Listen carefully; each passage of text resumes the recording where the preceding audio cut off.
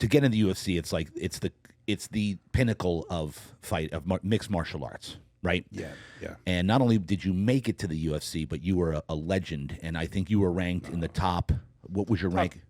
It changed weekly, 3, 2, 5, Okay. 6, 4, 3. Yeah. Yeah, and you were known as. Correct me if I'm wrong here. You were known as the grappler with submission, a submission expert, a submission specialist. Is that right? If I got someone to the ground, it was a big problem for them. Yeah. It was a big, it was a big problem for them.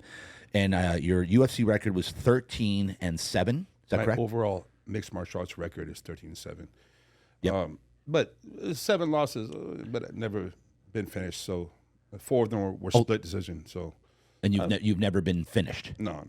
And 11 of my victories are by submission. So Right. I have a pretty high submission, To rate. victory Yeah. rate. Yeah, I saw that. 11 by submission out of your 13 wins, which is insane. What was your number one go-to submission? What I'm known for in jiu-jitsu Yeah. is leg locks. Leg I'm locks. considered somewhat of a pioneer, not someone who invented all leg locks. Yeah. Because it's, of course not. That's something that's happened for thousands of years. Yeah. But I made that work, I made that work at a very high level. Yeah. That was repeatable.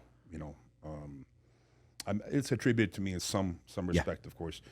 But overall, in my mixed martial arts career, probably triangle chokes, arm locks. I've done every type of submission. What's available. Like in boxing, if I have a straight punch or a body punch or a hook to the head, what's available at the time is what you take.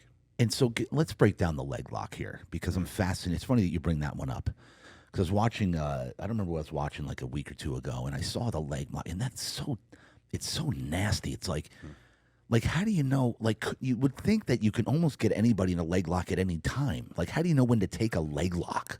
And then what does that mean? Are you like twisting the ankle around? Like if you go any further, it should break the leg lock down for me. And like how bad could it be if they don't tap? Yeah. Okay. Well, there's 5 types of leg submissions. Yeah. There's the straight knee lock, which is straight.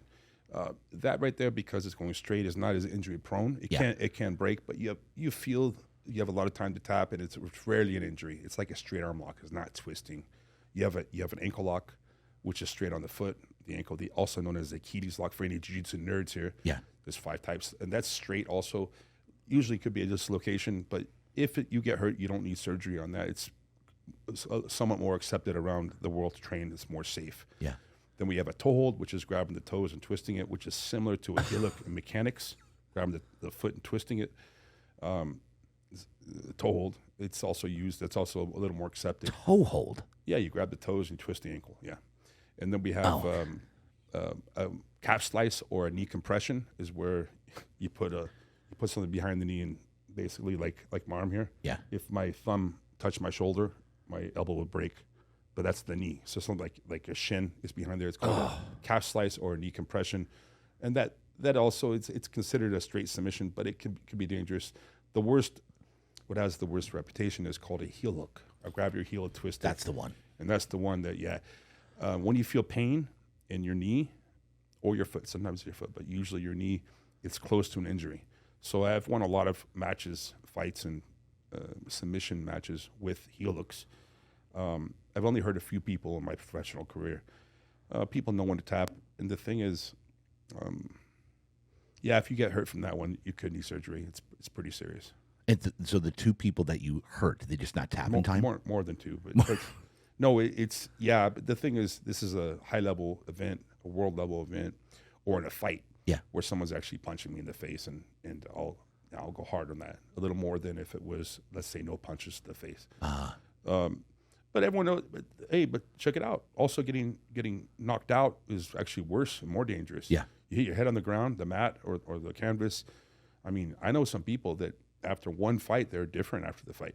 After one fight? They're different, yeah. It's random, too. There's people that have 40 fights, and they talk normal. There's people who have like 3 fights. Depends on the person, and they're just different now. Yeah, they've been hit the wrong way and needed the face or something. And, so you could say, oh, the knee, yes, it's very savage. Of course it is. Yeah. But getting your noggin wrong is in many ways worse. That's why boxing, as a combat athlete, basically retired now, I respect all types of combat sports. Yeah. Boxers, kickboxers, and there's mutual respect between all the fighters. Yep. Wrestlers, mutual respect. It's the fans that don't get along. The UFC fans don't get along with the boxing fans, and vice versa, typically. Right.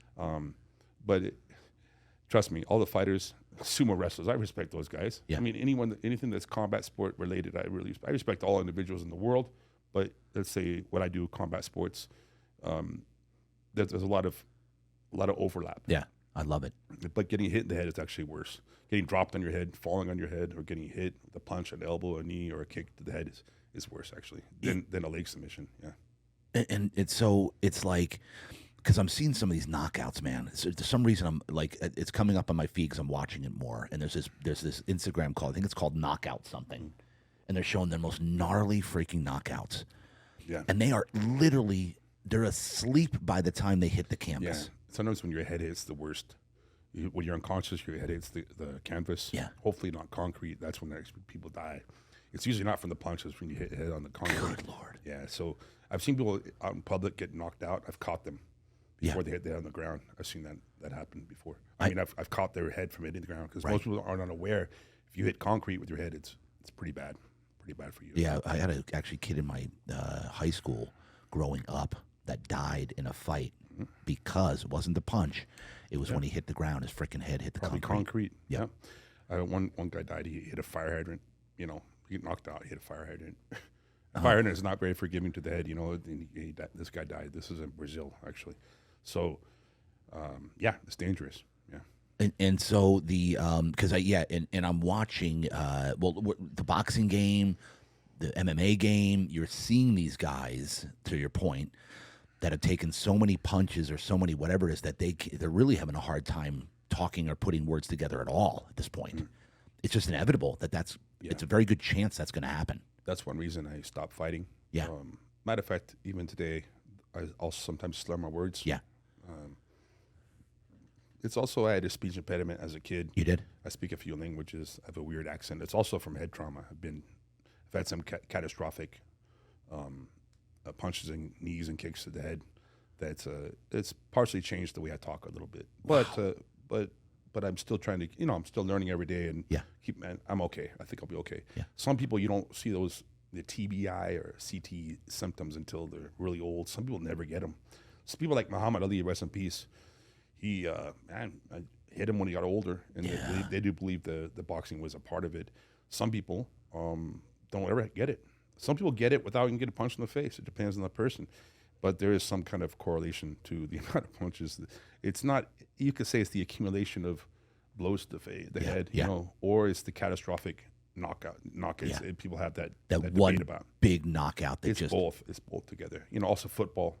Yeah. Football, Oh, yeah. I was saying, it's ironically, boxing, more people die from boxing than UFC or MMA, mixed martial arts, because, trust me, unfortunately, someone did get killed, or they died in Houston in an MMA event.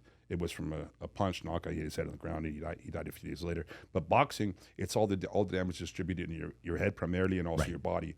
In mixed martial arts, it's your arm, your leg, your head, your body, everything. It's distributed around your body. Yeah. American football, more people die from American football with the pads and the helmets than they do in rugby. Rugby, they hit really hard, but because they don't have helmets, they hit kind of correctly, Yeah. So it's interesting. Bare knuckle boxing, I mean, you get more blood, but you actually get less head trauma. Knockouts for sure. Right. What I mean is the amount of padding protects your hands, lets you punch harder. Yes. And with American football, you put a helmet on, you think it's safer. Yeah. Well, they hit harder now. Harder. And so more people die, from what I've heard, playing American football with the helmet.